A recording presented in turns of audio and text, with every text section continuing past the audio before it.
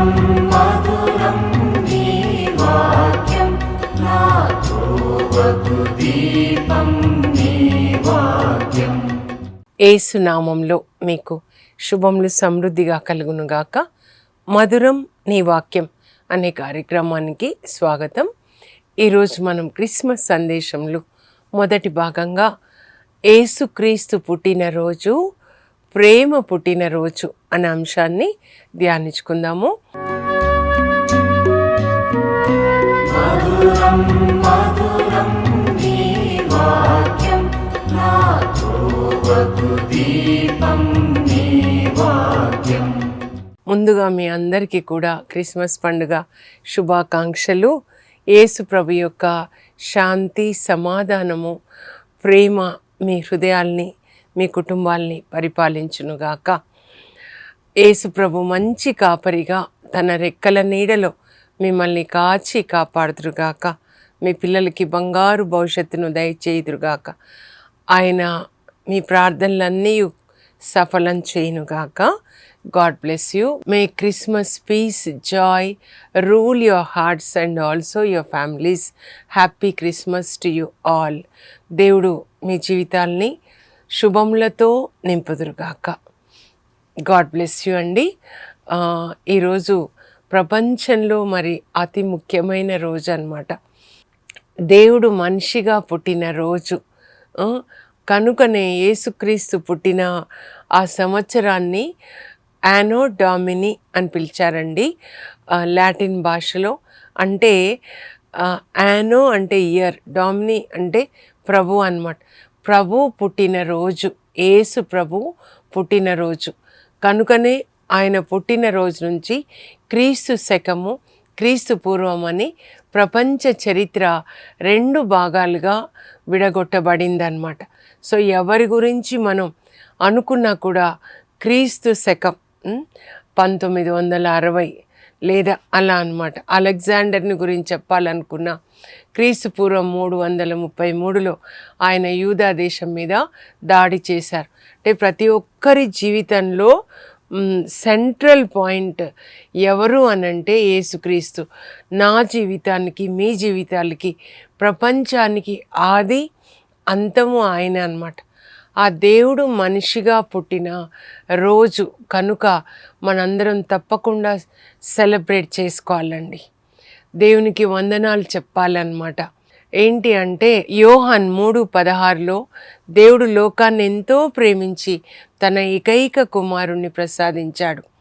ఆయనను విశ్వసించు వారందరూ కూడా నాశనం చెందక నిత్య జీవం పొందడానికి ఆయన అట్లు చేశారు.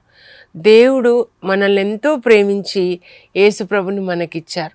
యేసుప్రభు మనల్ని ఎంతో ప్రేమించి తన ప్రాణాన్ని మనకిచ్చారనమాట. సో మనం కూడా ఆయన పిల్లలుగా లోకానికి ఆ ప్రేమని పంచిపెట్టాలి. క్రిస్మస్ పండుగ అంటే మనము ఎలా సెలబ్రేట్ చేసుకోవాలంటే ఆయన ప్రేమ ఏదైతే మనం పొందామో అది మన చుట్టూ ఉన్న వాళ్ళతో పంచుకోవాలండి. ఎందుకు ఆయన ఈ లోకంలో పుట్టారు? ఆయన మన కొరకు సిలువలో మరణించడానికి ఈ లోకంలో పుట్టారనమాట. ముందుగా ప్రేమ పుట్టిన రోజు. ఎందుకంటే దేవుడు ఎవరంటే ప్రేమ అండి. యోహాన్ మొదటి లేఖలో 4వ అధ్యాయంలో 7వ వచనం నుంచి మీరు చదివితే దేవుడు ప్రేమ. ప్రేమ అనేది దేవుడి నుంచే పుట్టింది. ఒక వ్యక్తి ఇంకొకరిని ప్రేమిస్తున్నారు అనంటే త్యాగమైన ప్రేమతో, అమ్మ నాన్న మనల్ని ప్రేమిస్తున్నారు, తోడబుట్టిన వాళ్ళు, కట్టుకున్న భర్త మనల్ని ప్రేమిస్తున్నారంటే మనలో దేవుడు ఉన్నారనమాట. ఎవరిలో దేవుడు ఉంటారో ఆ పరమాత్మ జీవాత్మగా వాళ్ళలో నుంచి దేవుని ప్రేమ ప్రవహిస్తూ ఉంటుందండి. దేవుడు మనల్ని ప్రేమతో నింపుతారు. ఆ ప్రేమని మనం మన చుట్టూ ఉన్న వాళ్ళకి ఇస్తామన్నమాట.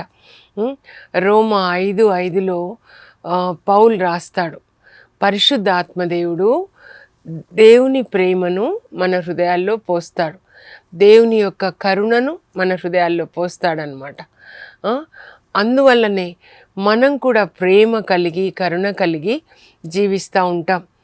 మదర్ తెరీసా తల్లి అదే చెప్తారు, ప్రార్థన ఎందుకమ్మా మీరు 2 గంటలు చేస్తారు అని ఖుష్వంత్ సింగ్ గారు, ఇండియన్ జర్నలిస్ట్, ఆమెని ప్రశ్నిస్తారండి. కాల్కటాలో తన గురించి మరొక బుక్ రాయాలని ఒక 1 వీక్ ఉంటారనమాట. మదర్ తెరీసా హోమ్లో ఉండి అంతా గమనిస్తారు.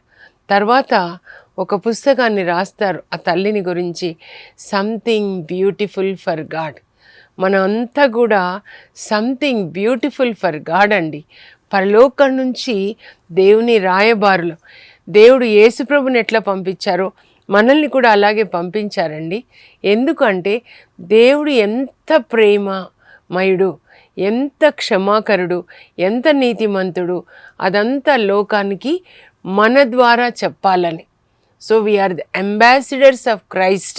క్రీస్తు రాయబారులుగా మేము ఈ లోకానికి వచ్చాం అంటాడనమాట పౌలు.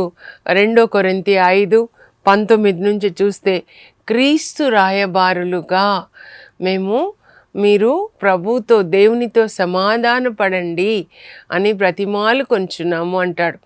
We are all ambassadors of God, ambassadors of Christ.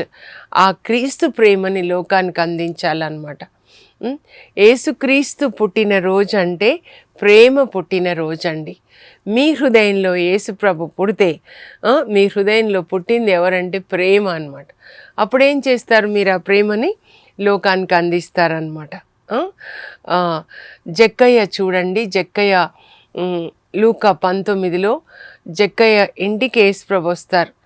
అప్పుడు జక్కయ్యతో మాట్లాడుతున్నప్పుడు యేసు ప్రభు ఆయన హృదయంలోకి వెళ్తారు, హృదయాన్ని తెరుస్తాడనమాట. యేసు ప్రభు ఆయన హృదయంలో పుట్టగానే ముందు జక్కయ్య ఏమంటాడంటే, నా ఆస్తిలో సగం అమ్మి పేదలకి ఇస్తాను. ఇది అండి ప్రేమ పుట్టినరోజు. మీరు లూకా సువార్త 1వ అధ్యాయం, అది నూతన నిబంధన అన్నమాట. మరియ తల్లి పరిశుద్ధాత్మని పొందినప్పుడు పరిశుద్ధాత్మ ద్వారా దేవుని ప్రేమను పొందుతారు.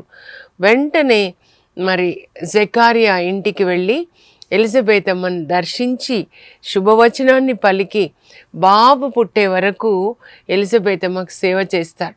తాను కూడా గర్భం ధరించారు కదండి. మొదటి 3 నెలలు గర్భం ధరిస్తే ఎంత కష్టమో నాకు కూడా తెలుసు. చాలా కష్టం, ఏం తినలేము, ఎప్పుడు వామిటింగ్స్ అవుతూ ఉంటాయి. కానీ తన బాధని మర్చిపోయి ఎలిజబెత్ అమ్మకు సేవ చేయడానికి వెళ్ళారు. ఇది అండి క్రిస్మస్ అన్నమాట. ఈరోజు కూడా మీరు దర్శించండి. మీ ఊరిలో వృద్ధులు ఎవరు ఉన్నారో వాళ్ళని దర్శించండి. మీ భోజనాన్ని వాళ్ళతో పంచుకోండి. తన భోజనంను పేదలతో పంచుకొను కరుణామయుడు దేవుని దీవెనలు పొందుతాడు. సామెతలు 22:9 అండి. నా హృదయంలో పరిశుద్ధాత్మదేవుడు రాశారు, నువ్వెప్పుడెప్పుడు నీ భోజనాన్ని పంచుకుంటావో ఇతరులతో, అప్పుడు నీకు పరలోకం నుంచి దీవెనలు వస్తాయన్నమాట. నువ్వు ఏదేది అడుగుతున్నావో ఆ దీవెనలు దేవుని చిత్తానుసారం అయితే ఇస్తారు. అందుకే అష్టభాగ్యాలు ఎప్పుడు చదువుకోవాలండి. మన ఇంట్లో రాసుకొని పెట్టుకోవాలి. మత్తయి సువార్త 5:7 యేసుప్రభు ఏం చెప్తారంటే, దయామయులు ధన్యులు, వారు దేవుని దయను పొందుతారు, దయను పొందెదరు అని ఉంటుందండి. మనం ఎంత దయ చూపిస్తామో మన చుట్టూ ఉన్న వాళ్ళ పట్ల అంత దయ పరలోకం నుంచి ఒక నదిలాగా వస్తుందండి. నీరు పోసే వాళ్ళకి దేవుడు నీళ్లు పోస్తారండి. సామెతలు 11:25 అన్నమాట. మీరెంత సాయం చేస్తే, మీరు చేయగలిగింది మీరు చేయండి, మీరు చేయలేని దాన్ని చేస్తారనమాట. మన పిల్లల్ని మార్చడము, పిల్లలు దైవభీతి కలిగి ఉండి బైబిల్ చదువుకొని వాక్యం ప్రకారం జీవించాలి. అదే నా ప్రార్థన అండి. దేవుణ్ణి ప్రేమించాలి. దేవుణ్ణి ప్రేమించడం అంటే దేవుని యొక్క వాక్యం ప్రకారం జీవించడం, నోటితో కొన్ని ప్రార్థనలు చేయడం కాదండి. యోహాన్ 14:15 యేసుప్రభు చెప్తారు, మీరు నన్ను ప్రేమించినచో నా ఆజ్ఞలు పాటిస్తారు, అప్పుడు నేను తండ్రిని ప్రార్థిస్తాను, ఆయన మీతో ఎల్లప్పుడూ ఉండడానికి మరొక ఆదరణకర్తని అంటే పరిశుద్ధాత్మని ఆయన మీకు ఇస్తారు. ఆయన మీతో, మీ లోపల ఆయన నివసిస్తారు. ఇవి 2 అండి నూతన నిబంధనలో 2 వాగ్దానాలు ఎప్పుడు మన హృదయంలో ఉండాలన్నమాట. ఏంటి అంటే, ఒకటి యేసు ప్రభు శిలువ మరణం ద్వారా మనకి పాప క్షమాపణ. అప్పుడు మనము తండ్రి బిడ్డలు అవుతాం, పరలోక తండ్రి బిడ్డలు. అప్పుడు మనం పరలోకానికి వెళ్ళగలుగుతాం. ఇంకొకటి ఏంటంటే, రెండవ వాగ్దానం ఏంటి అంటే, మనందరము పరిశుద్ధ ఆత్మతో నింపబడి ఆ ఆత్మ మనల్ని వాక్యం చదివేలాగా చేసి నీతి మార్గం యేసు ప్రభు ఎలా నడిచారో అలా నడిచేలాగా సాయం చేస్తారనమాట. Jesus is the Holy Spirit బ్యాప్టైజర్.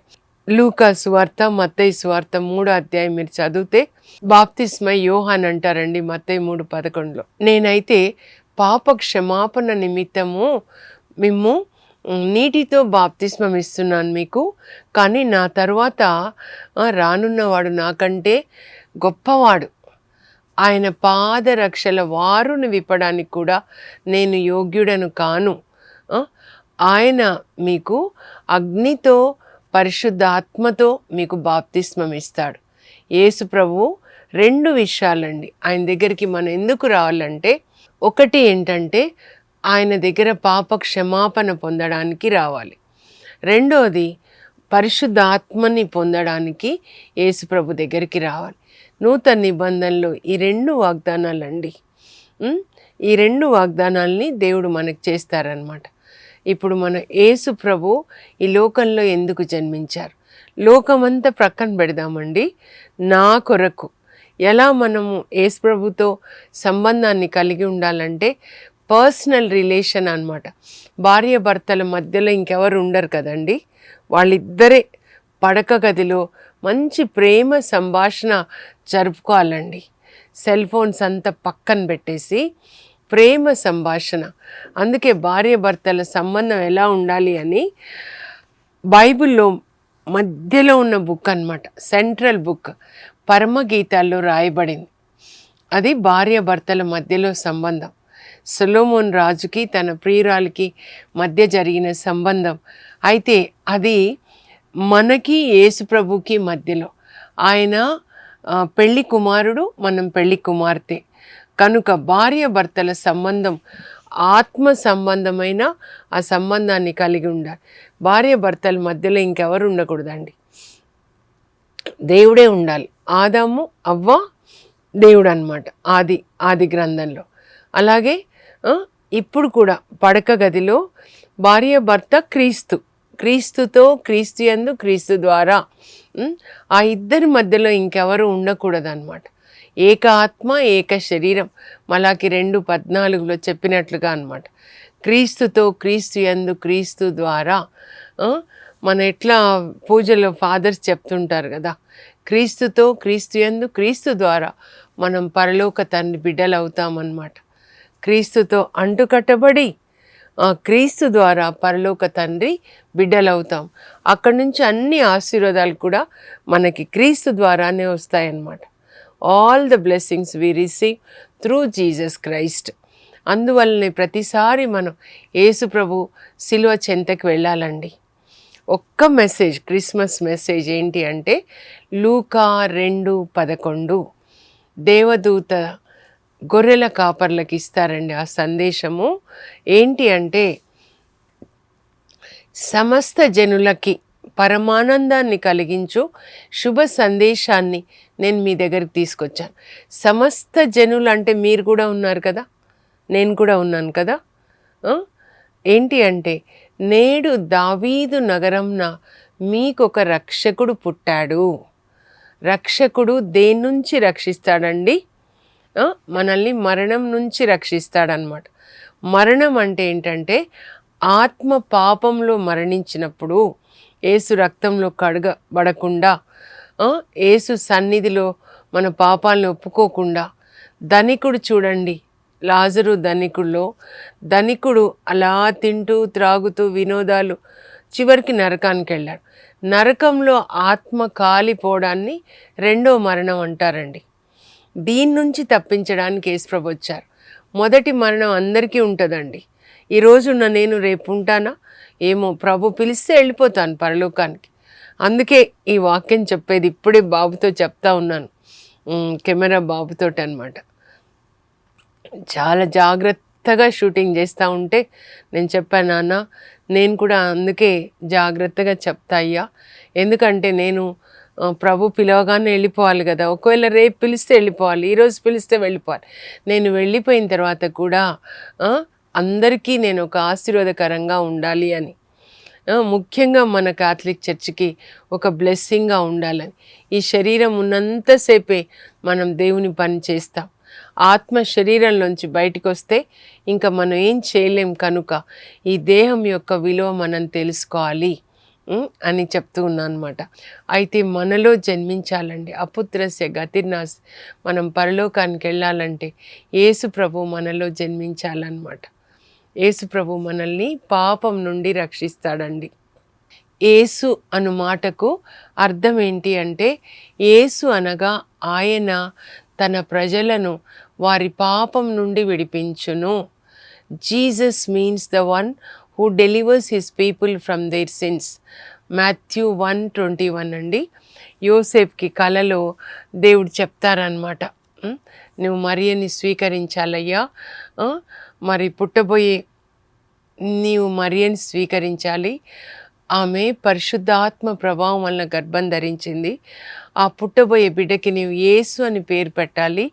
యేసు అనగా ఆయన తన ప్రజలను వారి పాపం నుండి విడిపిస్తాడు. అందుకొరకు యేసు ప్రభు ఈ లోకంలో పుట్టారు. కనుక మనం యేసు ప్రభు సన్నిధికి మన పాపాలని క్షమించమని అడగడానికి వెళ్ళాలండి. యేసు, దావీదు కుమారుడా నన్ను కరుణించు, నా పాపాలని క్షమించు అని మనం వెళ్ళాలన్నమాట.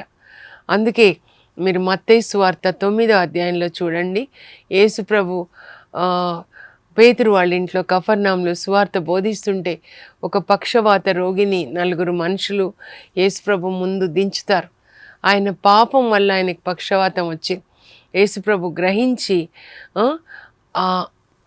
అతని వైపు చూసి ఏమని పిలుస్తున్నారు చూడండి, కుమారా ధైర్యం వహించు, నీ పాపములు క్షమించబడినవి.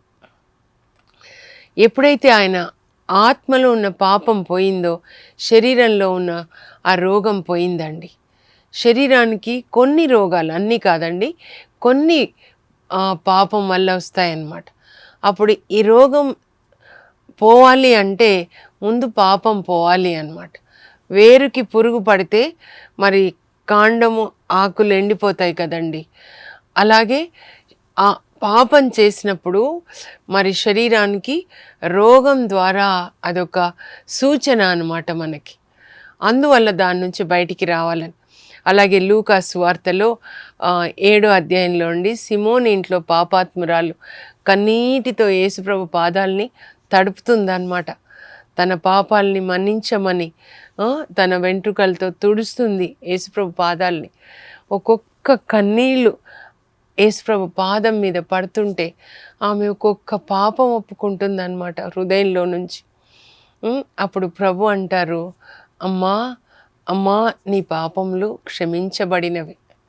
యేసుప్రభు ఈ లోకానికి మనల్ని పాపం నుంచి రక్షించడానికి, క్షమించడానికి వచ్చారండి. ఇంకా యేసుప్రభు మరి యోహాను సువార్త 5వ అధ్యాయంలో బెత్సైదా కోనేటి వద్ద పక్షవాత రోగి 38 సంవత్సరాలండి.